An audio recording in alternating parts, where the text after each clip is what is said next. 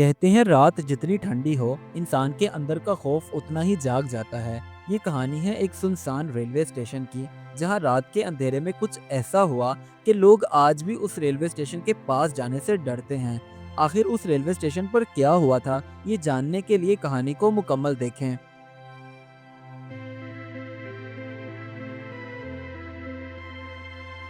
सर्दियों की शाम थी।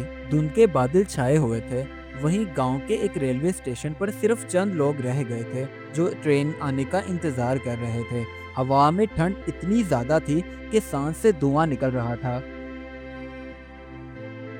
उसी रेलवे स्टेशन पर काम करता था अब्दुल गफूर, जो अकेला बूढ़ा स्टेशन मास्टर था। पिछले 30 सालों से यही उसका घर था और यही उसकी दुनिया थी। आखिरकार इंतजार की घड़ियां खत्म हुई। रात की आखिरी गाड़ी आई और वो चली गई। इंजन की सीटी फिजा में गूंज उठी और फिर सब कुछ खामोश हो गया। ट्रेन के जाने के बाद स्टेशन फिर से सुनसान हो गया। अब सिर्फ हवा और उड़ते हुए कागजों की आवाज थी। और अब्दुल गफूर, उसका एक चाय का कप, और वो खुद से कहने लगा, अब रात लंबी है और मैं अकेला। तभी अचानक धुंध में से एक औरत नमूदार हुई। सफेद शाल ओढ़े, सर्द हवा में लड़सती हुई। अब्दुल गफूर ने जब देखा तो वो चौंक गया और उसके पास जाकर कहने लगा, बीबी, आप कौन हो? कहाँ जाना है? आज की आखिरी ट्रेन तो जा चुकी है। वो औरत मुस्कुराकर कहने लगी, मुझे बस एक ट्रेन पकड़नी है जो अभी आनी बाकी है। तो अब्दुल गफूर हैरान होकर कहने लगा, यहाँ तो अब कोई गाड़ी नहीं आनी, इसलिए आप चली जाओ, कल आना।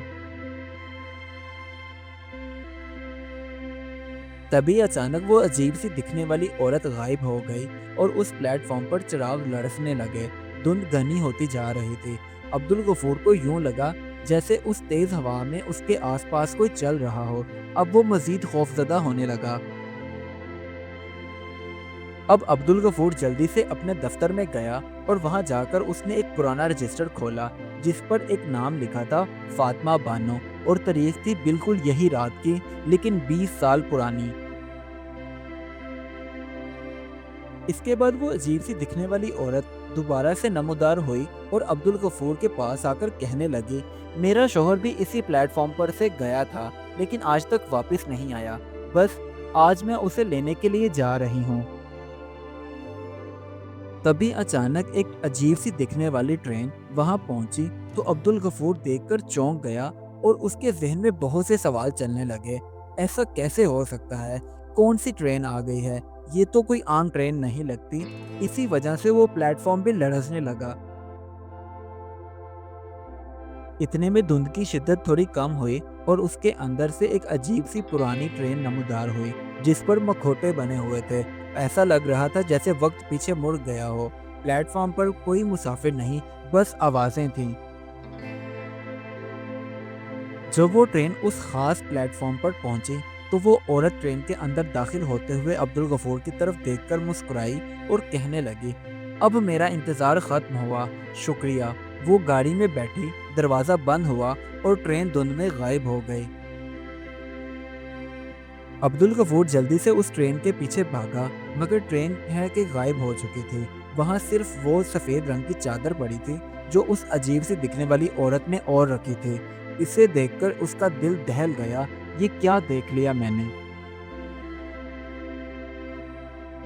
अगले दिन जब सुबह हुई और मुसाफिर उस खास प्लेटफॉर्म पर पहुंचे, तो अब्दुल गफूर वहां बेहोश पड़ा था।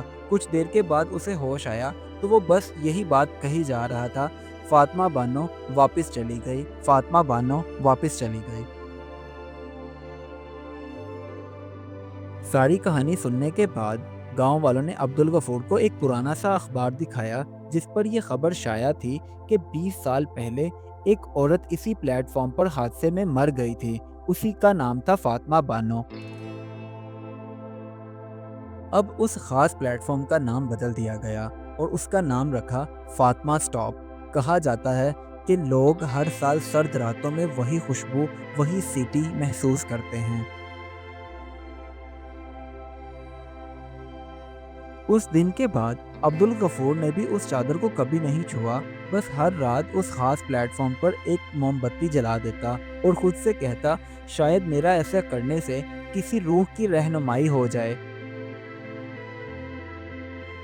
एक रात दफ्तर में लालटेन जलता रहा, मगर अब्दुल गफूर का कमरा खाली था। लोगों ने कहा शायद वो भी अपनी गाड़ी पकड़कर चला गया है, उसी स्टेशन से जहां वक्त रुक जाता है। इस कहानी से हमें ये सबक मिलता है, वक्त गुजर जाता है मगर कुछ इंतज़ार कभी ख़त्म नहीं होते, क्योंकि इंसान की नेकी, खुलूस और वादे वक्त की कैद से आज़ाद होते हैं। Do like my videos and don't forget to subscribe my YouTube channel. Also press the bell icon.